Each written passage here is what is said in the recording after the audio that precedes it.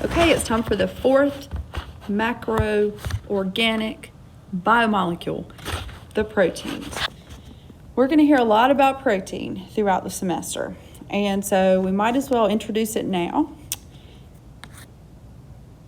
On your sheet, you're going to need lots of room for proteins. There's actually quite a few notes to take because proteins, while I'm going to go over the basics of proteins, and we'll look at some of the details of it as far as their structure. We'll talk more about that in just a minute, but protein, so the first thing I would say for proteins is that pept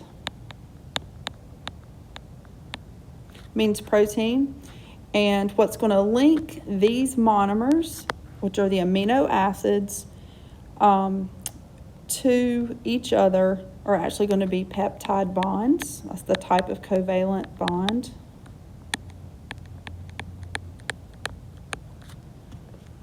Okay, and those peptide bonds, typically you have a hydrogen here that will bond to a hydroxyl group there, and that's one place. We'll see that there are a couple others you'll see in a different diagram, but we have amino acids. There are 20 different amino acids that compose the proteins, the different proteins that all organisms have. You'll notice that our elements are CHON, and the R group is just called a side group or a radical group. And they're kind of radical because that's what is going to help proteins kind of bend and form and conform in different shapes, and it's because of those R groups that we find in our tertiary structures and eventually in the quaternary structures too. So you'll see that we have two functional groups. We have an amine group, we have a carboxyl, making it an acid. And so let's just kind of list out some of the general functions of proteins. Structural, kind of protective, building materials really. So everything from silk, keratin in your hair, and in fur and nails. We have collagen, thanks E, and for your skin, and we have, this will be our nails and our hair and our skin, and then we have for movement, for motor use, we have actin and myosin.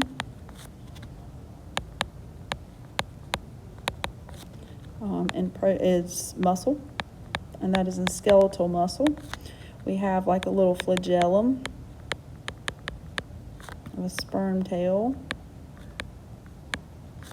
cilia, which are like the little tiny hairs. We have those that line our respiratory tract too. So cilia, so those little hairs aid in the movement of those protozoa, and then also of like our own gamete. So we have structural here, we have storage, proteins. We find storage proteins in different places. Storage proteins can also be in seeds and nuts.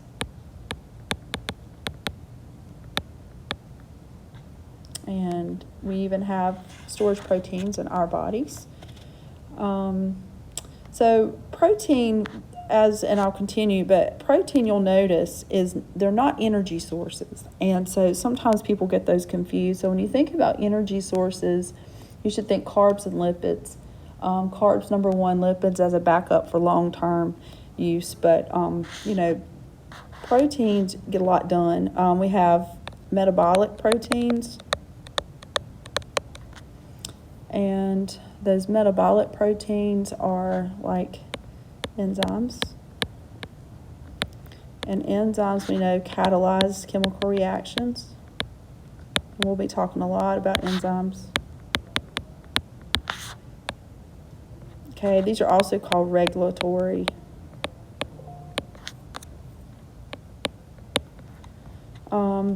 And regulatory also goes into hormones. For an example, insulin. We have transport proteins. We have some for cell transport, cell membranes. So these are embedded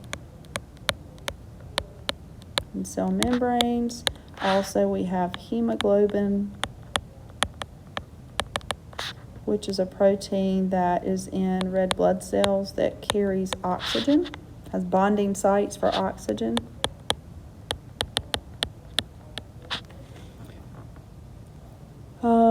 We also have, we think of fighting infection, so helping again maintain homeostasis. We've got antibodies.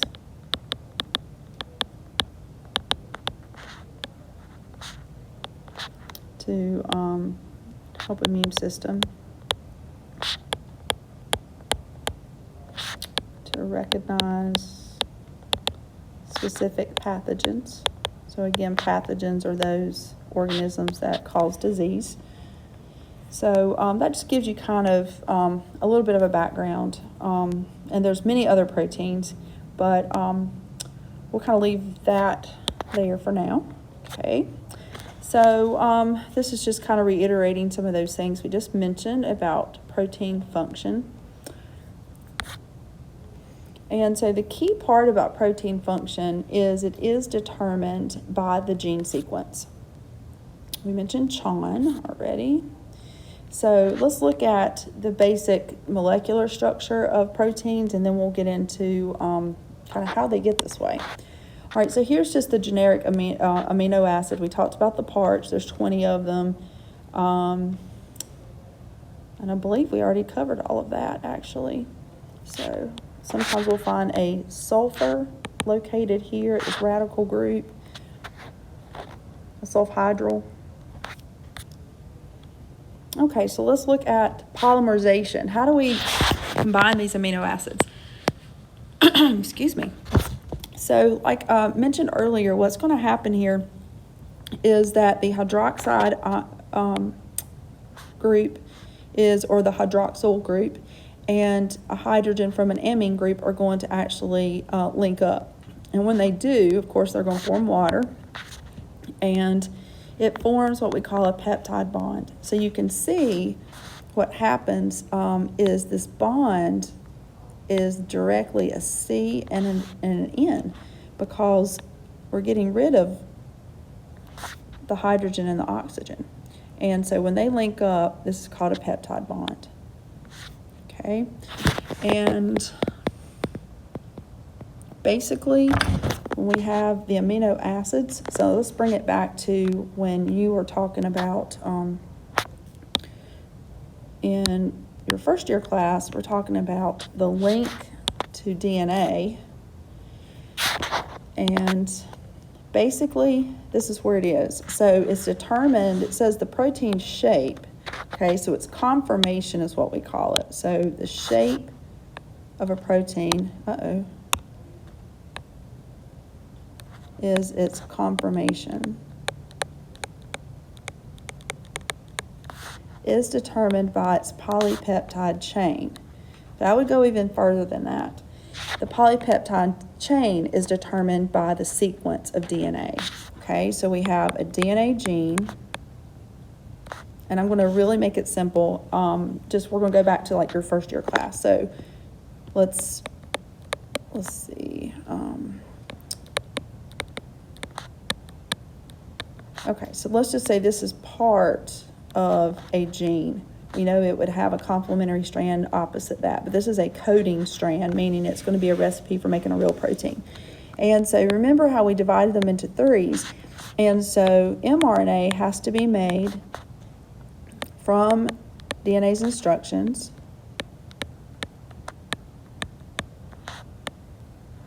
And this goes to the ribosomes for the tRNA to read it and build the protein. So the protein we're talking about is the polypeptide. This is also called the primary structure of a protein. So AUG, if we look it up on a codon chart, which we'll be doing lots of that, I remember it's methionine, it's MET. UUU, I remember it's phenylalanine. And I'll be very honest, I don't remember what GCG is. There's 64 different codons, but I just happen to remember those two. So I'm not sure about this one, so blah, blah, blah. Okay, so this is an amino acid. Oops. This is an amino acid. This is an amino acid. They all have peptide bonds linking them. And so this growing strand here is the polypeptide. It is determined by the gene sequence. So what happens is if something changes here, that's a mutation. If it's not repaired, that means there's a change here and there's a possible change here. And in fact, I know that this will be a different amino acid. So that means that this protein is no longer going to be what it was supposed to be, and that we can have some issues with. And they can be, pretty severe, or they may be, having a very low impact. Okay. All right, so let's look at the different types of conformations, the different shapes of protein. And what I'd like to show you is, let's go actually right here. Okay, so if we look at this picture, it's going to let me. There we go. So we have 4 different structures of protein. We have a primary structure, and this is the simple sequence of amino acids. Okay, so it's just the linear sequence of amino acids as determined by DNA's code. Okay, each of those beads is held together, each amino acid by a peptide bond. That's what it's showing. Well, it's not realistic. Honestly, proteins do not stay in that form. So what they start to do, based upon which amino acids are located here in the line, in this little chain, and its little side groups, and its charges. Some of these amino acids are neutral, some are positive, kind of like the positive end of a water molecule. Some are more negative, like the oxygen end of a water molecule. So some of them, are hydrophilic and they're going to be attracted to water. Some are going to be hydrophobic. It all depends on this, how the atoms are arranged in the amino acid. So point is, they never stick around as primary structures. They're always going to start folding. So this is called the protein conformation. And the protein conformation is what determines its function.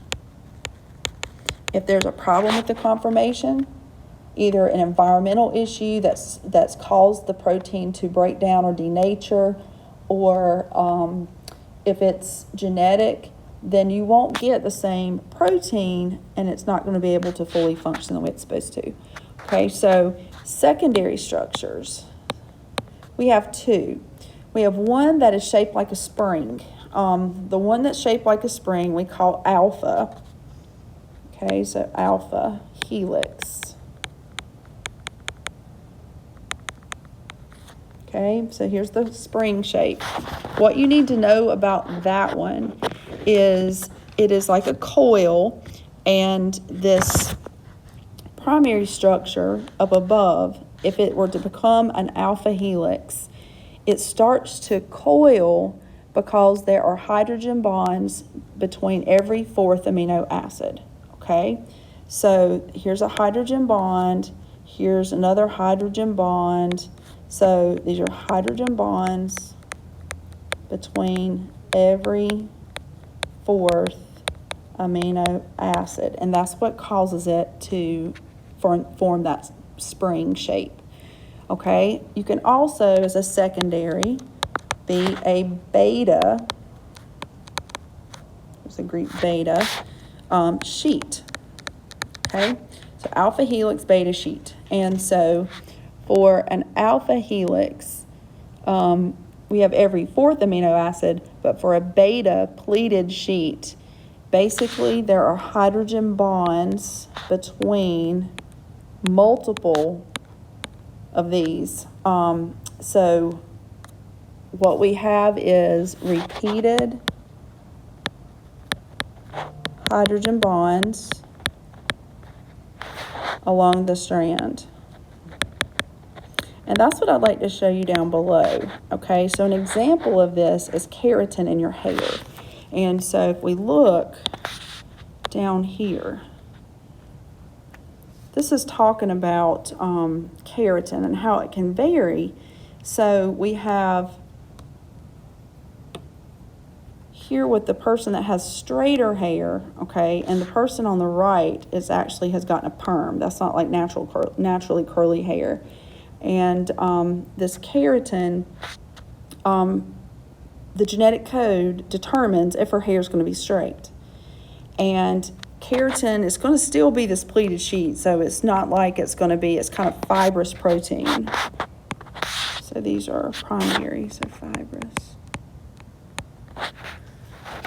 And so even though it looks bent like a pleated sheet, and maybe that's what makes it curly, that actually isn't true. Not for this case. It's the gene and how that protein folds, but it's going to be like this.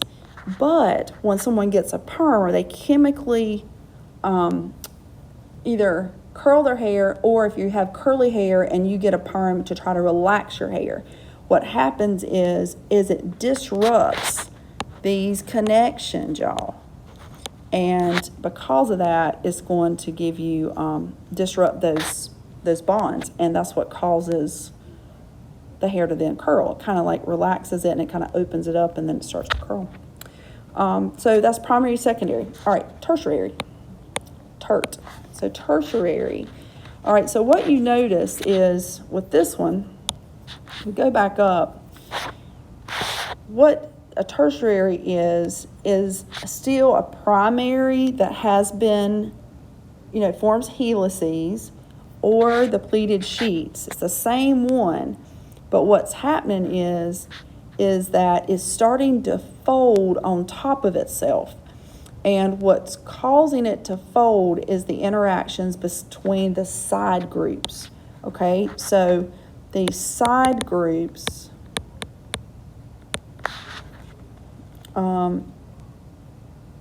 force, actually, let me get rid of the force.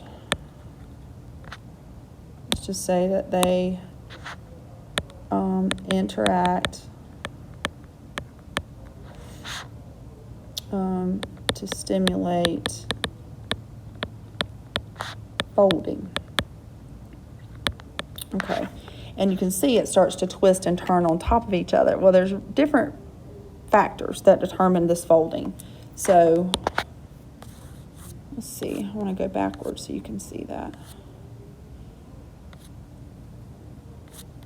Maybe we'll do it here. Okay, so for tertiary structures of protein, so what causes the folding?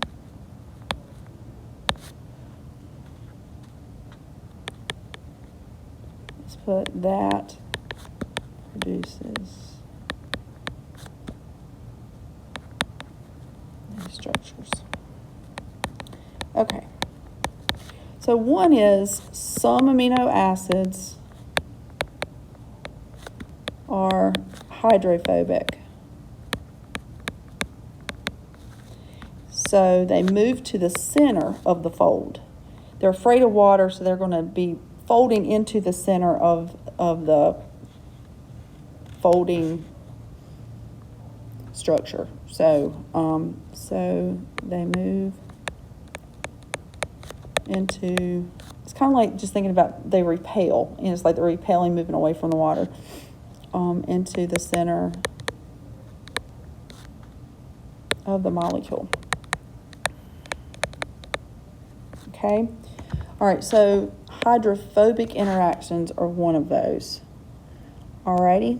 Some amino acids, on the other hand, are actually hydrophilic. So the hydrophobic ones are trying to move inward away. The hydrophilics are trying to move as far away from the center as possible. So we also have hydrogen bonds and ionic bonds form between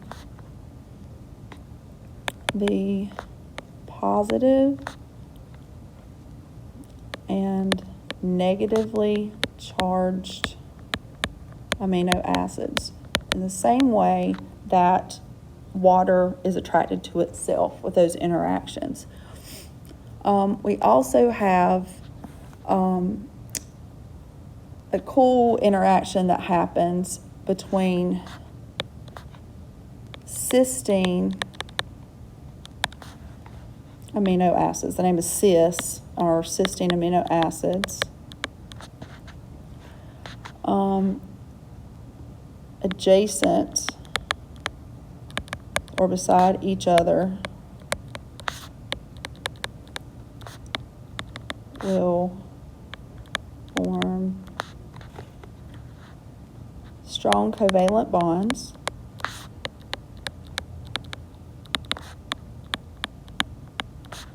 between, this is on the R groups, the sulfhydryl groups.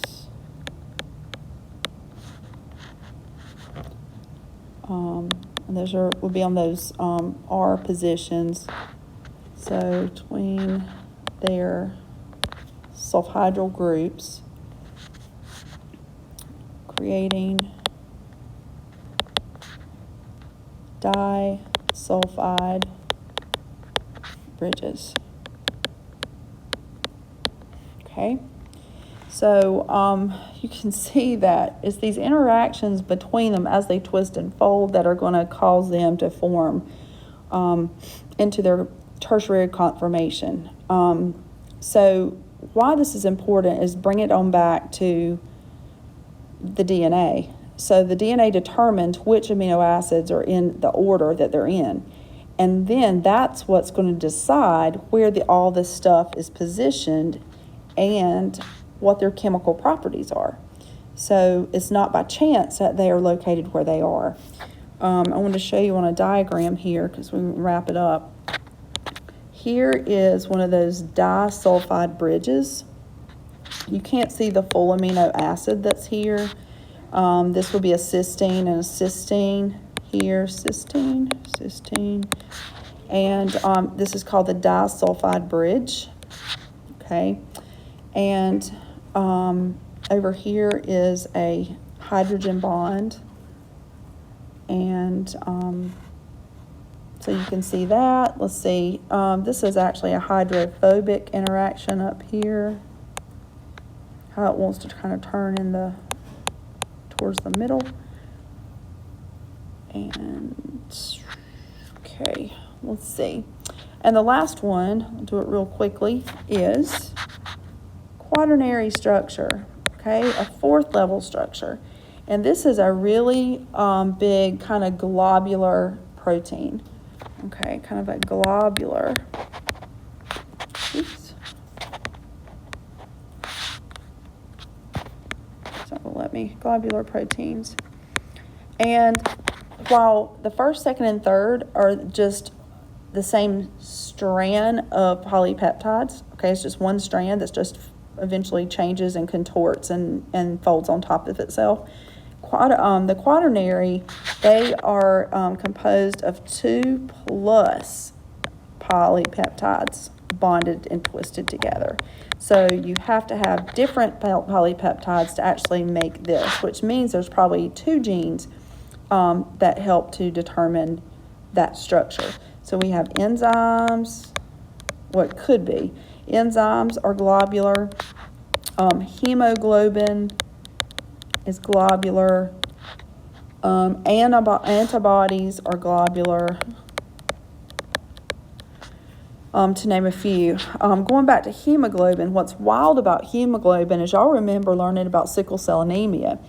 And as a recessive trait, it's really a codominant trait that affects the hemoglobin in red blood cells. Well, what's wild about that is the fact that one single point mutation causes the 6th amino acid in the beta chain to swap up an amino acid, and that's what changes its conformation. So just a 1 point mutation causes that change, and it prevents that hemoglobin from carrying oxygen like it should, and it distorts its shape. So that is proteins, y'all, and I'm sure we'll talk more about those in class.